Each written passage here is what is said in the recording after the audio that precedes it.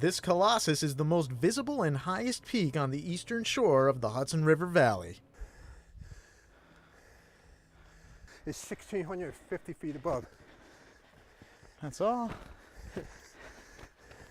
You're huffing and puffing a little bit. I don't feel so bad. I'm also 55. Oh, you look young.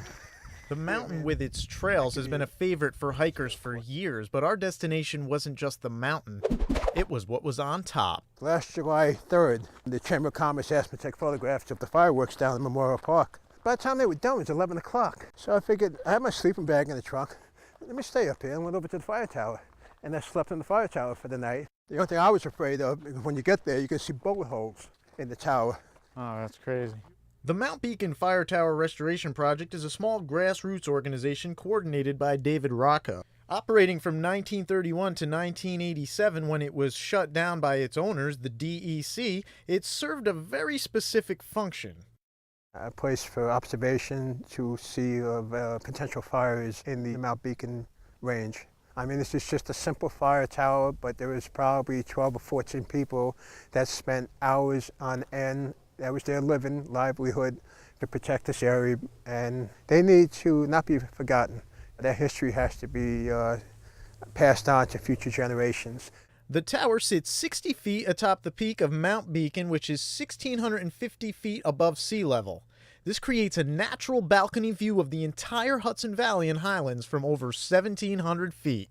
A group of local residents was informed that they would knock the tower down, and they said, look, we could restore the tower and turn it into like a tourist destination.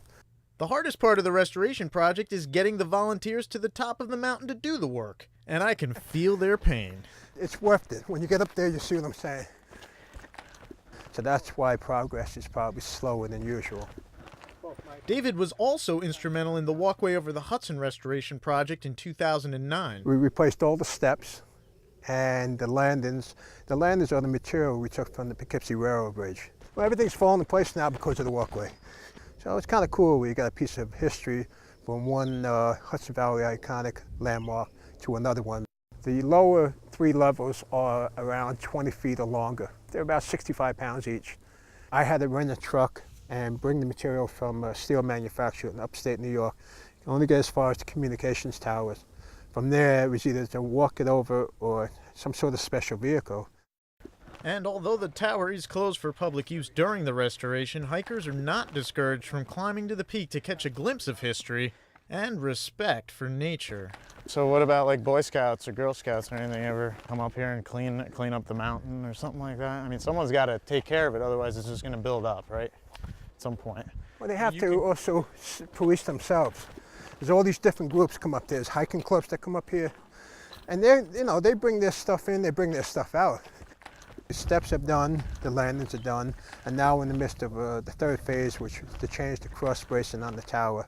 And now we're waiting to get the crews back together again, and hopefully get this done by the end of this year. We're making the climb to the top of the Beacon Fire Tower. You're almost there. This was a pretty big deal for me because I had to overcome a lifelong fear of heights. You need me to come back down? Or falling. Just taking it slow. Either way, everyone gets to watch. You're almost there. It's all the little creeks that give it its historical status.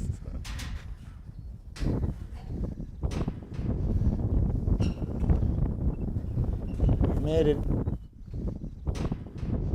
Oh, congratulations. I didn't think I was going to make it, but I made it. Top of the Beacon Fire Tower. My greatest achievement, I think, other than quitting smoking so far. Big challenge, big accomplishment. Yeah.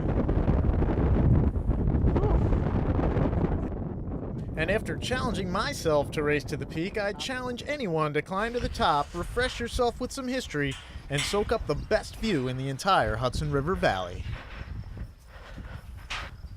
Oh my God. People that make the hike will find out it's well worth it.